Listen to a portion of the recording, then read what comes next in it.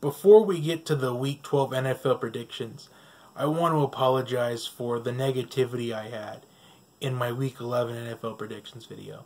And to everyone that watched that, I was just angry and frustrated at the time when I uploaded that. And it wasn't just the best attitude to have. It just wasn't a good attitude at all to have. And it's just something I've been holding inside. Like, I've just been angry, I've been frustrated, I've been discouraged all season with my lack of views.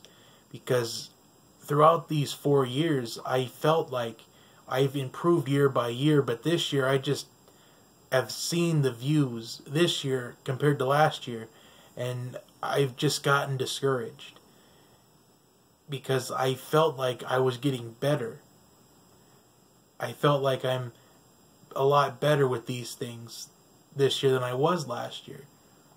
And just seeing the drop in views this year, it just made me discouraged. I've been discouraged about it all year long, and last week I just finally had to express that. And I'm going to try to be positive throughout the rest of the season, even though I've kind of told you that kind of after the season I'm kind of going to drop out of this. But I'm thinking about moving over to podcasting after the season's over, because maybe people like podcasts better. I don't know. I've just been recommended maybe doing podcasts instead of these YouTube videos, because maybe people that are around maybe 25 and older aren't typically on YouTube these days. Like, YouTube is kind of mostly people for that are 21 and under. So maybe the demographic is maybe something I'm not reaching towards. So maybe that's why. But you got to move on to the Week 12 picks. 6 and 7 last week. This is what I think. It's probably undisputedly the worst record I've had this season. Not even 500. That's just embarrassing on my part. And I'm going to do the best that I can to ensure this doesn't happen again. I am planning to respond this week. I'm planning to respond in a big way. So let's start with the Thanksgiving Day games. The Chicago Bears and the Detroit Lions. Now, I think this is going to be a great game. I feel like this game is going to be a battle, but I think the huge difference is the Chicago Bears defense. I feel like the Bears defense is the best defense in the NFL. Maybe not statistically, but I think they got the most talent on defense than any other team. And yes, I'm even including the Rams in that. Because if you think about it, the Bears defense is a young defense. But they are coming off their best performance, I think, of the season. Where they had the Vikings shut out in the first 3 quarters almost. They pretty much shut down the Vikings throughout the first 3 quarters of that game. But they kind of allowed a comeback. They bent a little bit, but they didn't break. And it's okay to bend sometimes, just don't break. And I feel like maybe the Bears defense might do this in the game against the Lions, but I don't think they're going to break. I feel like they're going to get to Matthew Stafford at least 5 or 6 times in this game. I just feel like Khalil Mack has been a huge difference maker for the Chicago Bears this season. He's a huge reason why they're leading the NFC North. And I'm going to take the Bears. Next, we've got the Washington Redskins and the Dallas Cowboys. Now, before this, I've got a bold prediction for this one. You might want to mark this one down, just in case the less than 1% chance this does happen. But Josh Norman is going to intercept a pass from Dak Prescott, and he is going to go to the Dallas Cowboys star at midfield, and he is going to do the Randy Moss mooning technique on that Dallas Cowboys star, and it's going to ignite a big, gigantic fight in this game, where it stops for where the game stops for 5 minutes. They gotta settle disputes. They gotta give out penalty flags on sportsmanlike conducts. Because why wouldn't it happen? Why wouldn't it? You get 2 of the most infamous moments in NFL history, and you put them all together with one player in one Thanksgiving Day game. It just gives you something to talk about, especially on Thanksgiving. Because just imagine if it actually happens. And it's just one of the most talked about things 10 years from now. And also, it's honestly ironic that the Washington Redskins signed Mark Sanchez, and the first time he's going to be at a game in a Redskins uniform is going to be on the anniversary of the butt fumble. Now, how fitting would it be if he actually had to play in this game and he butt fumbles again? That would just be something, especially if the whole Josh Norman thing at midfield happens before that. 3 of the most infamous moments in NFL history in one Thanksgiving Day game. One Thanksgiving Day game. Just a legendary game. It doesn't even matter if one team blows out the other. They won't even talk about the final score. They'll talk about the events that took place during the game. And just the savagery of it would just be laughable, to be honest. And I'm someone that loves savagery. But I think the Cowboys win. I think the Cowboys are on a little bit of a mini hot streak right now. They're coming off their best 2 wins of the season. I felt like the Cowboys dominated the Falcons. I'm not letting that box score fool me as someone that has followed the Falcons for a really long time, ever since Michael Vick. I'm not letting that box score fool me. The Cowboys should have won by a lot more. The Cowboys made so many mistakes in that game. Leading up to that game-winning field goal, the Cole Beasley drop pass in the end zone. It shouldn't even have been a game-winning field goal opportunity. The Cowboys should have had that wrapped up a long time ago. But the Cowboys responded off the Falcons' mistakes, but the Falcons did not respond off of the Cowboys' mistakes. So I'm going to take Dallas in this one. Next, we got the Atlanta Falcons taking on the New Orleans Saints. And I think the Falcons are going to make this game close. Because divisional rivals, it can go either way. They're a lot closer than normal a lot of the times. And this could be one of them. These teams have already played each other in Week 3.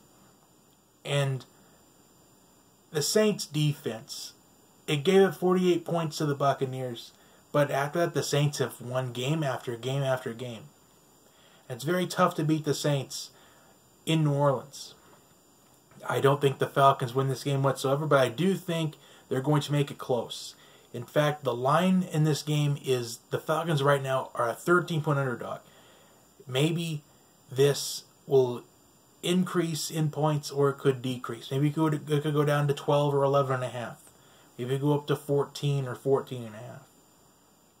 But I think the Falcons, I think they keep it within 10. I think they kind of know that their season's on the line right now. They're going to give it an A-plus effort, but unfortunately it won't be enough. I still think the Saints win. But I don't think the Saints cover. Maybe a little spoiler alert for the end of the video. Now on to the Sunday games, the Patriots and the Jets. There comes a time where the Patriots, when that clock turns, they tend to dominate in the postseason. Once it gets towards that postseason time, once the calendar is the end of November, early December, the Patriots just start tearing out win after win after win.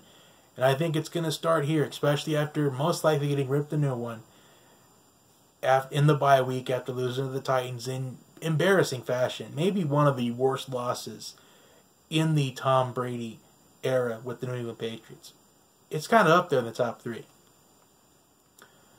And I think the Patriots, they respond in this one. They're coming off a bye week, probably getting ripped a new one, and it's almost that time where the Patriots just go from 0 to 100. Next with the Jacksonville Jaguars and Buffalo Bills. And I don't want to pick this game. Honestly, both these teams lose. But I think the Jaguars will win because I don't know. There's just really not much to explain. The Jaguars have come close to winning their last 2 games. I don't think the Jaguars are as bad as a team as what their record's showing. But there were some games where they could have won. Especially this past weekend against the Steelers. Week before that against the Colts. They could have won those last 2 games. And I think it's finally going to come together for the Jaguars. But unfortunately, too little too late. I still think the Jaguars win. But I think it will not be enough momentum to get them a playoff spot. So next we got the New York Giants and the Philadelphia Eagles. Giants, they got a 2-game winning streak going. But I think the Eagles, they are completely angry over the embarrassment that they had in New Orleans that the Saints provided to them on national television. I think the Eagles, they are going to really turn it around in this game. Although some Eagles fans that I've spoken to, they think their season's almost over. They think their season's over. They're waiting for the off season. Super Bowl hangover is a real thing. Are the Eagles maybe not as good as what they were last year? Did the mentality change for the Eagles? There's probably one reason why a Super Bowl hangover is a thing. And that reason is, a team like the Eagles, their fan base has wanted a Super Bowl for a long time, and they have finally got that provided. And now that they have it, maybe the team is more relaxed, maybe they're more kind of at ease with things. That's probably why a lot of these teams that win the Super Bowl, with the exception of the New England Patriots, why there's always a hangover that next season. And that is probably exactly why. Because the Patriots, they are trained to not have a hangover. They are trained to dominate the next year. And that's probably why a lot of these teams, when they win the Super Bowl, they don't do well the next year. Because they're at ease. Because they provided that fan base, the fan base, with the Super Bowl. That's probably the one reason why the Super Bowl hangover is a real thing. But I'm going to pick the Eagles. Next, we've got the San Francisco 49ers and the Tampa Bay Buccaneers. And I don't want to pick this game either, but unfortunately I have to. I'm picking the 49ers because the Buccaneers, they're just so indecisive with their quarterback. You got to do one of two things for the Buccaneers. One, draft a quarterback in the 2019 draft in the first round, because really, you don't really got a lot to choose from. You can choose between Justin Herbert, Drew Lock, or maybe Daniel Jones.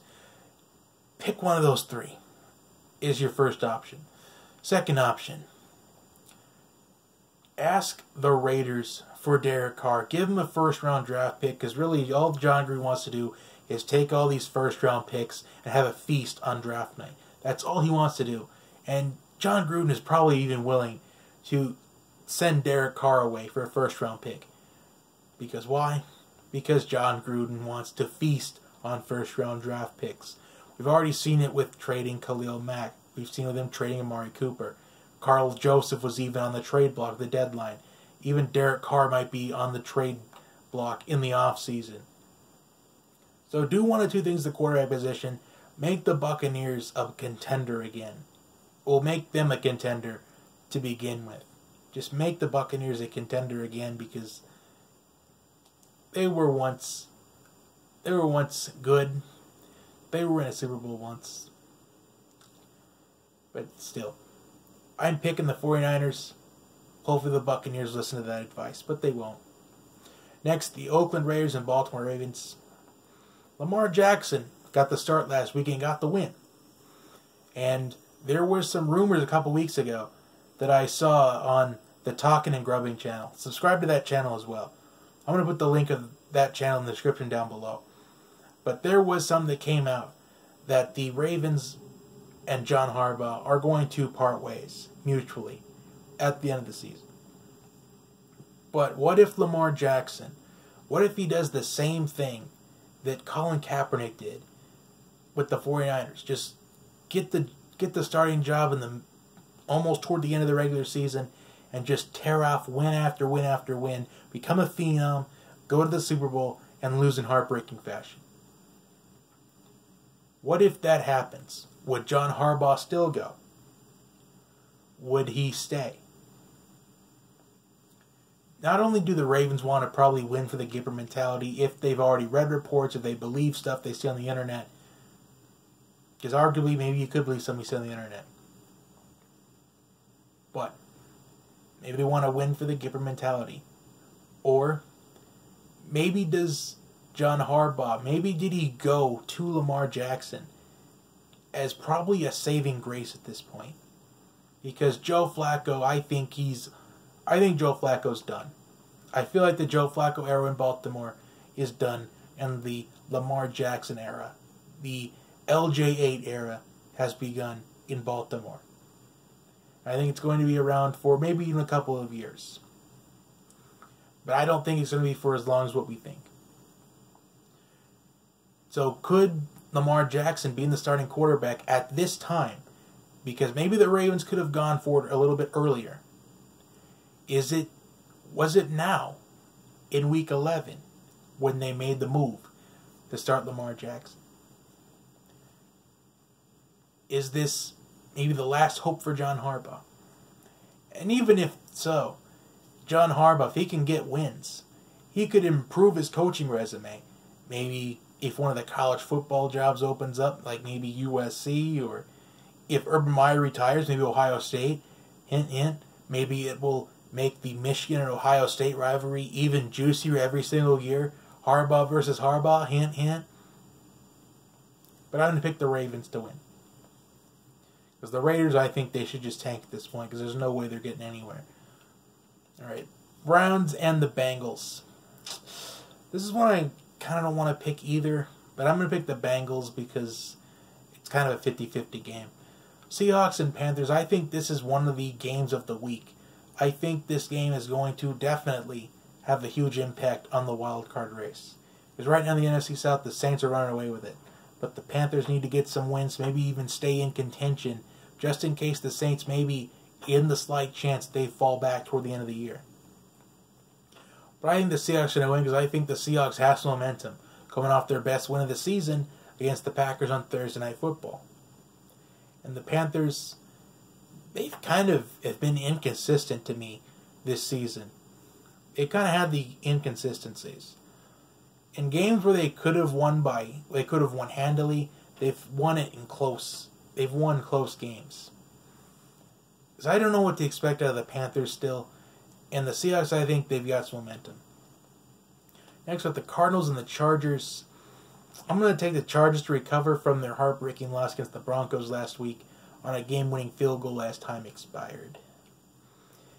So next we got the Miami Dolphins and the Indianapolis Colts. I'm going to pick the Colts because I think the Colts have definitely improved. Offensive line is getting better and better every single week. It's led by first-round draft pick Quentin Nelson.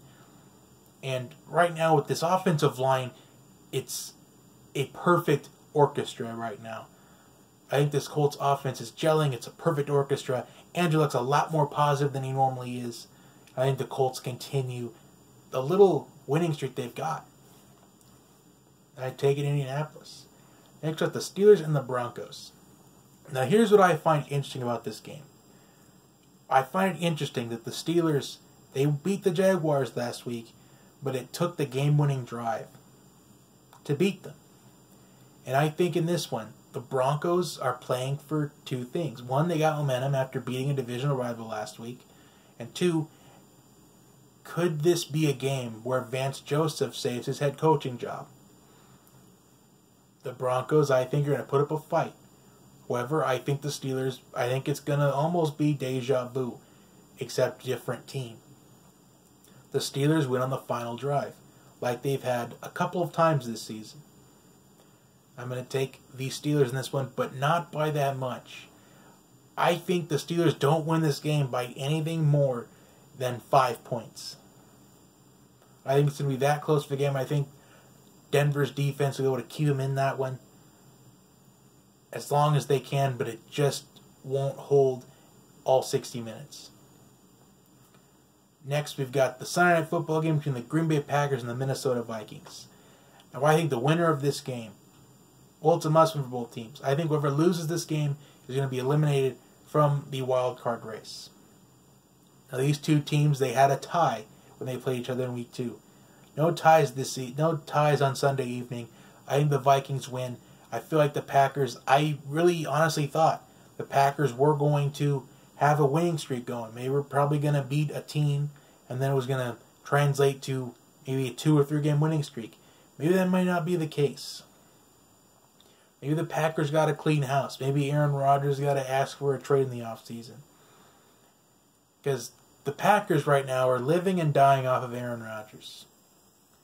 They drafted some defensive players in the draft, and they still need to develop. But Packers fans, they're seeming to give up on Mike McCarthy.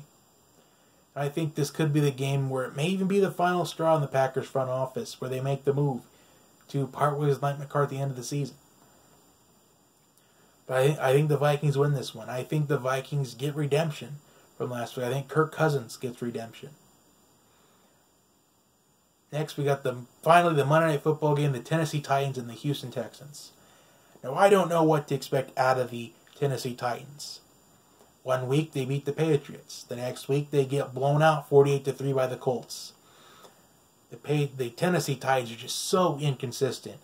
They seem to beat a good team, and then they kind of lose the very next game by a huge amount. They have wins against the Cowboys, Eagles, Patriots. But they don't beat the Dolphins. They don't beat the Colts. So the Titans are so inconsistent. And the Texans, they are red hot right now. The logic would say to pick the Tennessee Titans. And I want to. However, I just think the Texans, I feel like they're something else right now. After the 0-3 start, it's just starting to click for the Houston Texans. I think they're going to get another win and continue the winning streak. So those are my Week 12 NFL predictions. You want to keep score at home? I've got the Bears, Cowboys, Saints, Patriots, Jaguars, Eagles, 49ers, Ravens, Bengals, Seahawks, Chargers, Colts, Steelers, Vikings, and Texans all win this week. I hope I can do a lot better than 6-7. I hope I get a much better record this week. I'm hoping to respond. And also, my Thanksgiving Day picks against the spread. Bears -4. Cowboys -7. Falcons +13. Colorado State +14.5. And Ole Miss +11. So those are my five football Thanksgiving Day picks against the spread. So that was kind of just a little bonus. So comment your thoughts on my picks down below. Also comment your picks down below. I will see you next time.